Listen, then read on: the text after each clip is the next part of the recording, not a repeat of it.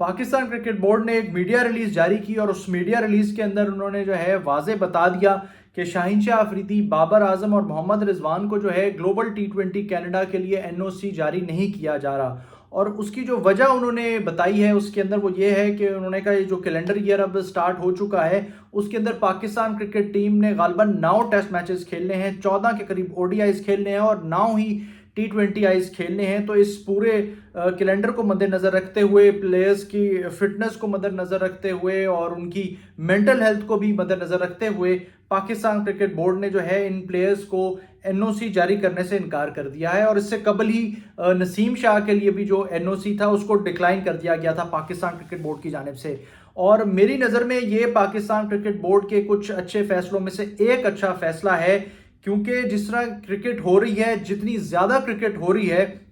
हमारे प्लेयर्स जो हैं वो पाकिस्तान से कम खेल रहे हैं और जो दूसरी लीग्स हैं वहां जाके वो ज़्यादा खेल रहे हैं। और उसका रिजल्ट क्या होता है? उसका रिजल्ट फिर फटीग की सूरत में होता है और उनकी परफॉर्मेंसेज जो हैं वो इफेक्ट होती हैं। इसकी एग्जांपल हम लोगों ने देखी कि किस तरीके से पाकिस्तान की बुरी कारकर्दगी जो थी वो ना ही सिर्फ एशिया कप में रही बल्कि उसके बाद 50 ओवर वर्ल्ड कप जो भारत में खेला गया उसमें भी बरकरार रही। उनके साथ साथ शाहीन शाह अफरीदी का जो पेस है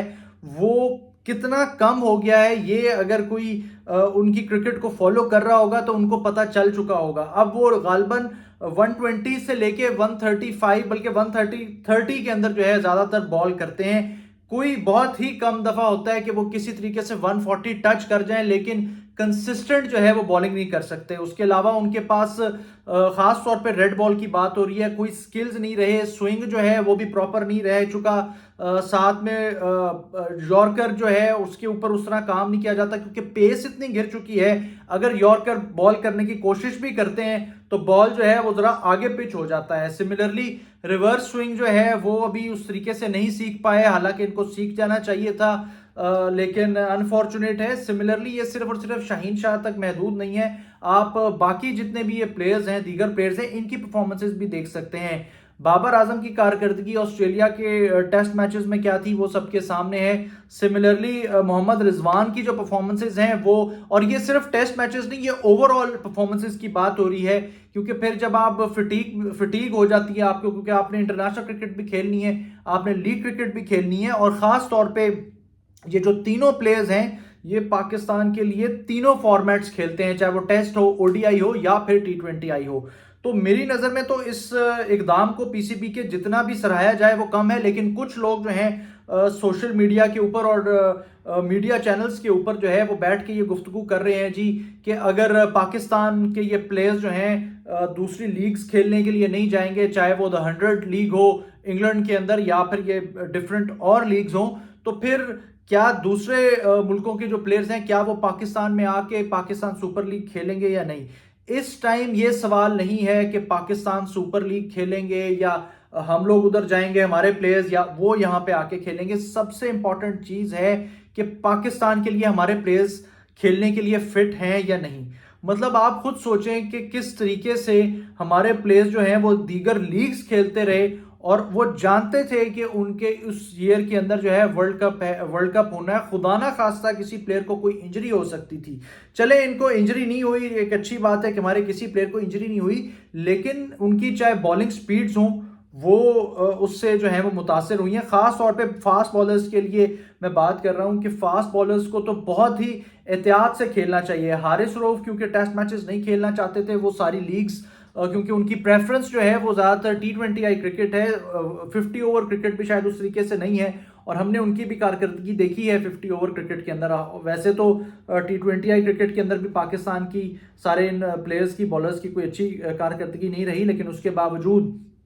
तो पाकिस्तान क्रिकेट बोर्ड ने ये एक बहुत अच्छा जो है वो स्टेप उठाया है और इनको इस स्टेप के ऊपर कायम रहना चाहिए। क्योंकि अगर ये इस तरह के बोल्ड डिसीजंस लेंगे, स्ट्रॉन्ग डिसीजंस लेंगे, तभी ये जो प्लेयर पावर वाला एलिमेंट है ये पाकिस्तान क्रिकेट में से किसी ना किसी तरीके से कम होगा और फिर जाके टूटेगा। अगर ये प्लेयर पावर के चक्कर में आएंगे, जिस तरीके से प्लेयर पावर ने अपने 50 ओवर वर्ल्ड कप से पहले सारे मुतालबात जो थे वो मनवाए थे, फिर उसका रिजल्ट यही होगा कि पाकिस्तान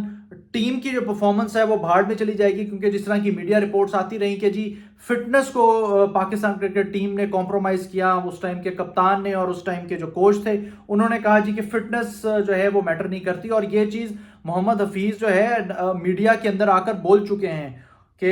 फिटनेस के ऊपर जब उन्होंने ट्रेनर से सवाल किया तो उन्होंने कहा था जी कि ये कप्तान और कोच की तरफ से जो है वो ये डायरेक्शंस थी कि फिटनेस हमारी जो है वो प्रायोरिटी नहीं है, और उसके रिजल्ट फिर हम लोगों ने देख लिए। फिटनेस एक दिन के अंदर अचीव नहीं हो जाती, उसके लिए आपको पूरा एक प्रोसेस से गुजरना पड़ता है, तब जाके आप इस कदर काबिल होते हैं, इस कदर फिट होते हैं कि आप अपनी कंट्री को रिप्रेजेंट कर सकें। लीग्स के अंदर की जो क्रिकेट है वो बिल्कुल डिफरेंट है, उनका उस तरह का तरीका नहीं है कि आप एक किसी नेशनल साइड को रिप्रेजेंट कर रहे हैं या आपने करना है। ये थोड़ी सी लॉजिकल चीजें। अब कई ऐसे प्लेयर्स हैं जो लीग्स खेल रहे हैं जो कि पाकिस्तान के लिए रेड बॉल क्रिकेट खेलते ही नहीं है, और उनको ये है कि जी वो 50 ओवर भी खेलना चाहते हैं, वो फिर T20I क्रिकेट भी खेलना चाहते हैं। अब जिस तरीके से हमने इमामुल हक को भी सिलेक्ट किया है ऑस्ट्रेलिया सीरीज में, उनकी परफॉर्मेंसेस से हट के अगर हम उनकी फिटनेस को देख लें तो वो भी बिल्कुल फिटनेस के ऊपर, मेयार के ऊपर पूरा नहीं उतरते। और अगर ये सिलसिला नहीं रुका, ये पाकिस्तान क्रिकेट बोर्ड ने ये जो अब नई इख्तियार दिया है इस नई सिलेक्शन कमेटी को जिसके अंदर कोचेस शामिल है, मेरी नज़र में ये कोचेस को डिसीजन लेने पड़ेंगे, क्योंकि पाकिस्तान क्रिकेट के अंदर तो यहाँ कोई उस तरह के लीडरशिप और कैप्टन वाला स्टाइल नहीं है कि अगर इतना कोई सोच समझ के इतनी दूर अंदेशी से कोई फैसला कर ले और एक अच्छा स्टेप उठा ले। तो ये कोचेस को जो है, अब आप देख सकते हैं कि पाकिस्तान शाहीन्स हालांकि वो बांग्लादेश की ए साइड से खेल रहा है ऑस्ट्रेलिया डार्विन में, लेकिन उसके बावजूद जिस तरह की परफॉर्मेंस मोहम्मद हुरैरा ने दी है, डबल सेंचुरी उन्होंने स्कोर की है, और बिल्कुल एक तो एज उनकी कम है, उसके बाद वो फिजिकली बहुत ज़्यादा फिट है। इसी तरीके से दीगर जो लड़के हैं हमारे, जो भी चाहे वो बॉलर्स हों बैटर्स हों, अगर आप फिटनेस के ऊपर काम करेंगे, और फिटनेस तभी आएगी जब आप ये लीग्स को जो है उसको ज़रा उनकी प्रायोरिटी कम करेंगे उनको खेलने की, और पाकिस्तान को प्रायोरिटी देंगे, तब जाके जो है आप ये सारी चीज़ें जो हैं वो मेंटेन कर सकेंगे। और मेरी नज़र में ये फैसला पाकिस्तान क्रिकेट बोर्ड का बहुत अच्छा फैसला है, इसके ऊपर उनको कायम रहना चाहिए, और किसी भी हाल में जो है वो प्लेयर से ब्लैकमेल नहीं होना चाहिए।